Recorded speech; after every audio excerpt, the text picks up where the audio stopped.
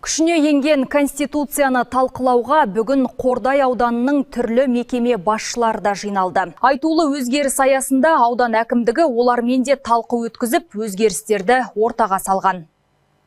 Аудан әкімінің орынбасары Нұрболат Сатымқұлдың төрағалымен өткен жиында ата заңға енгізілген өзгерістер тілге тиек етілді. Басқосуға аудандағы ақсақалдар мен аналар кеңестерінің және этномәдени бірлестіктердің төрағалары қатысқан. Әкімдік өкілі өз сөзінде конституциядағы ең басты жаңашылдықтарға тоқталды.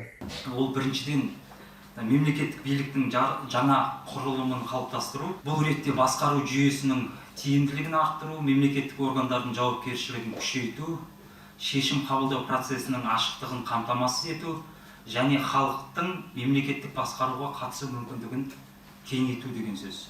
Айта кетейік, бүгінде ауданда 8 этномәдени бірлестік жұмыс істейді, ал ақсақалдар және аналар кеңестерінде 13 мүше бар. Бүгінгі жиынға қатысқан олар 23 тамызда өтетін құрылтай депутаттарының сайлауына белсене қатысатындарын айтты.